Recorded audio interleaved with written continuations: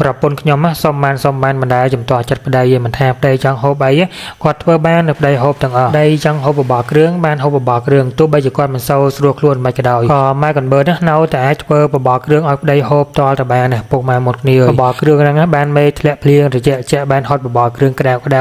ឆ្ងាញ់ណាស់ពុកម៉ែមុតគ្នាបើបានដាក់មីហូបលាជាមួយអញ្ចឹងទៀតរត់តិចជាតិចូលដល់រដូវវស្សាអត់ថាដល់ថ្ងៃល្ងាចឡើងដឹងតែមេឃធ្លាក់ភ្លៀងហើយអ្នកតាគ្នាអើយនិយាយគ្នាជាមួយនឹងប្រពន្ធធ្លាក់ភ្លៀងជាក់អញ្ចឹងបើបានបបរគ្រឿងហត់ក្តៅមិននៅឆ្ងាញ់ថ្នាក់ណាទ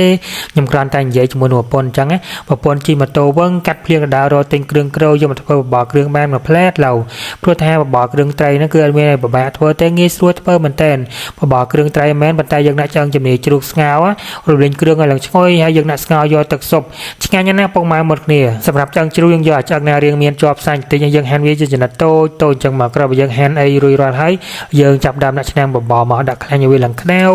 ដាក់ខ្ទឹមបំពងឲ្យឡើងឈ្ងុយហើយចាំយើងដាក់ជាមួយនឹងបង្គាក្រៀមហើយនឹងមឹកក្រៀមចូលហើយយឺក្រៀមយើងហ្នឹងពុកម៉ែបងប្អូនទាំងអស់គ្នាយើងរំលេងបង្គាក្រៀមមឹកក្រៀមបានឡើងឈ្ងុយហើយចាំយើងដាក់ឆ្អឹងជ្រូករបស់យើងចូលបន្ទាប់មកយើងរំលេងឆ្អឹងជ្រូកហ្នឹងឲ្យវាឡើងឈ្ងុយហ្មងពុកម៉ែបងប្អូនគ្នាចាំយើងដាក់គ្រឿងចូលមានជាមួយនឹងទឹកប្រេងខ្យងហើយនឹងទឹកត្រីដាក់តែពីមុខនឹងចូលបានហើយមិនដាក់ស្ករប៊ីចេងណាយើងដាក់តែទឹកប្រេងខ្យងហើយនឹងទឹកត្រីរំលេងវាឡើងឈ្ងុយមករួចហើយយើងចាក់ទឹកជាចូលមកល្មមមកអ្នកទាំងគ្នាអង្គច្រើនអង្គតិចដាក់តិចរួចហើយយើងដាក់ជាមួយនឹងការ៉ុតហើយនឹងជាថាចូលរងាប់វានឹងឲ្យវាចេញជាតិទឹកស៊ុបល្អចេញវាជាតិឆ្អឹងឆ្ងាញ់មកអ្នកទាំងអស់គ្នាយល់ថាមេឃធ្លាក់ភ្លៀងអត់មានរាំងទេភ្លៀងបដាយើងធ្វើបដានៅនឹងតិចអញ្ចឹងឆ្ងាញ់មែនតែនរួចហើយយើងចាប់តាមឆាអង្គវិញម្ដង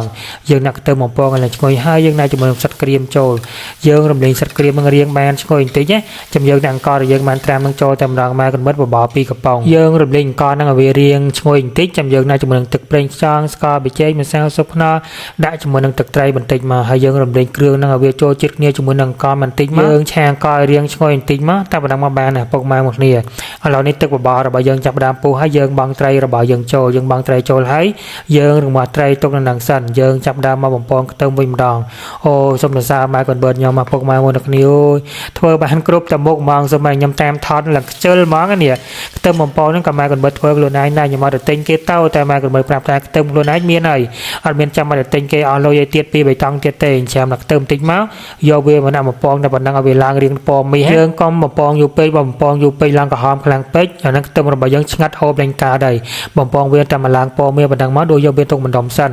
ឥឡូវកលែងមកមើលត្រីរបស់យើងចាប់ដើមចិនហើយយើងដួសត្រីនឹងទុកម្ដុំសិនយើងដួសត្រីនឹងចាញ់រួចរាល់ហើយយើងដាក់អង្គរបស់យើងនៅបានឆានឹងចូលតែម្ដងហើយយើងគ្របកម្របទុកនៅនឹងសិនម៉ែកូនមិត្តក៏រត់មកឆាសៀងវិញម្ដងពុកម៉ែបងប្អូនទាំងអស់គ្នាខ្ញុំទៅតាមថតម៉ែកូនបឺតនឹងតាមថតឡើងវិលហ្មងហើយសៀងនៅម៉ែកូនបឺតយកមកឆានឹងគឺសៀងផ្អែមមកមុននឹងយើងឆាយើងក៏ឆាវាបន្តិចមកយើងឆាសៀងនឹងមករៀងឈ្ងុយបន្តិចហើយយើងដាក់ទឹកជាចូលតែបន្តិចមកបានហើយដាក់ជាមួយនឹងស្ករប៊ីចេងម្សៅស៊ុបខ្នុររងាស់វាតែមកពុះមកបានហើយពុកម៉ែគ្នាយើងអាចដួសវាយកមកទុកបានហើយតែឆាសៀងឆាខ្ទឹមបំពងអីគឺត្រៀមរួចរាល់ហើយក្រូចអីហ្នឹងគឺយើងត្រៀមរួចរាល់ហើយយើងមកមើលបបររបស់យើងតាំងកយើងចាប់ដើមរីកចាំយើងដាក់ផ្សិតរបស់យើងចូលមានផ្សិតច្បើងក៏ដាក់ផ្សិតច្បើងមានផ្សិតអំបោះក៏ដាក់ផ្សិតអំបោះយើងក៏លេចមកមើលត្រីរបស់យើងគឺចាប់ដើមត្រជាក់ហើយអញ្ចឹងយើងចាប់ដើមបេះឆ្អឹងត្រីរបស់យើងចែកត្រីតែមួយហ្នឹង1គីឡូជាងឃើញរៀងទូអញ្ចឹងឯងពុកម៉ែមកគ្នាប៉ុន្តែបេះសាច់បានច្រើនមែនតើត្រីមួយនេះបើធ្វើបបរគ្នាត្រឹម4-5នាក់អីបបរ2កំប៉ុងគឺមកល្មមតែម្ដងព្រោះថាយើងមានជាមួយនឹងឆ្អឹងជ្រូកបន្តិចដែរ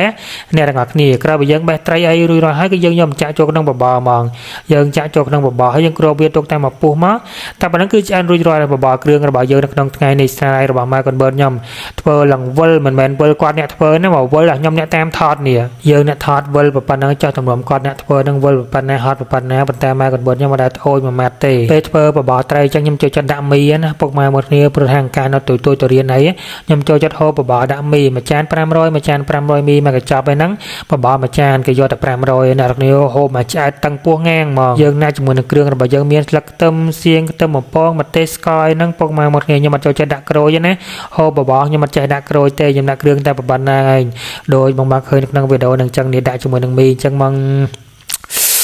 ជាដល់មែនតែអ្នកទាំងអស់គ្នាមេឃលាក់ភ្លៀងអលឹមចេះតតែចែនឹងបានបបរគ្រឿងហត់ក្តៅយកថាឆ្ងាញ់អូឆ្ងាញ់អស់មកគោមនឹងអស់លីងមកគោមនឹងគឺតាំងពោះងាងមកគោមនឹងមិនមែនទូចទេណាអ្នកគ្នាគោមនៅម៉ែកូនបើខ្ញុំទិញមកធំមែនតែអ្នកគ្នាហូបមកអ្នកល្មមអីហូបគ្នា2នាក់បានហូបអស់ហូបបដាក្តៅដឹងនិយាយថាជាតិនៅជាតិអើយហូបទាំងក្តៅអញ្ចឹងមិនឆ្ងាញ់អ្នកគ្នាឆ្ងាញ់ណាស់ពុកម៉ែបងអ្នកគ្នាបើសិនខ្ញុំបងថាមិនដឹងធ្វើហូបបាយទេអូមកឃើញវីដេអូរបស់ម៉ែកូនបើប៉ាកូនបើធ្វើបបរគ្រឿងតំណងពេជ្រទិញត្រីយកមកធ្វើបបរគ្រឿងហូបជុំគ្រួសារអញ្ចឹងមិនឆ្ងាញ់នោះឆ្ងាញ់ហើយអ្នកទាំងអស់គ្នាហូបបណ្ដាយើងនិយាយគ្នាលេងបណ្ដាហូបបណ្ដាយើងនិយាយគ្នាលេងបណ្ដាយកថាឆ្ងាញ់ក៏ឆ្ងាញ់ក្តីសក់ក៏ក្តីសក់គ្នាអ្នកគ្នាម៉ែរបស់ខ្ញុំមិនមកគោមអស់លីងនិយាយរួមទៅម្នាក់មកគោមគ្មានសល់